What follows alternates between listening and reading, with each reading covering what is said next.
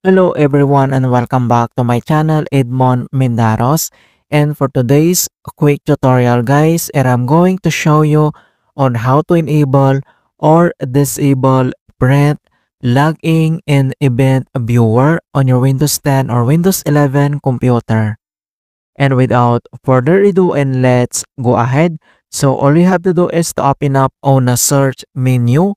And dito sa search for apps, so kailangan mo lang i-type dito yung event viewer. And then next step ay makita mo kaagad dito yung app na event viewer and i-click mo lang dito yung open.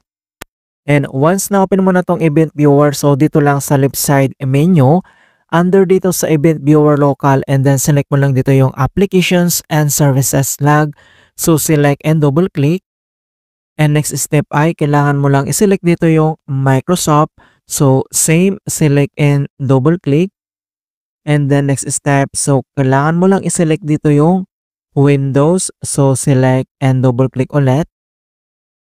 And dito sa Windows ay kailangan lang natin i-locate dito yung print service.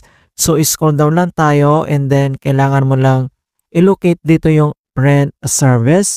So dito ay kailangan mo lang mag-click one time dito sa print service. So click. At dito sa right side ay makikita mo dito yung print service. So meron ditong admin and operational. So kailangan mo lang i-select dito yung operational. So click. And then kailangan mo lang mag-right click. And next step ay kailangan mo lang i-select dito yung properties. And then makikita mo kaagad dito yung log properties.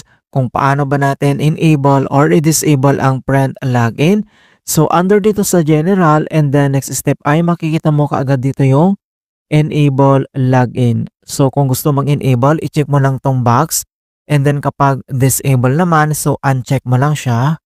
And then next step ay kailangan mo lang i-click dito yung apply. And i-click mo lang dito yung okay. Alright, and then close lang natin yan.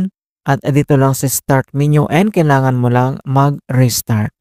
Okay, so ganun lang po kasimple on how to enable or disable print login in the event viewer on Windows 10 or Windows 11. And please don't forget to like this video, subscribe to my channel for more quality content. Thank you guys, and see you in my next tutorial.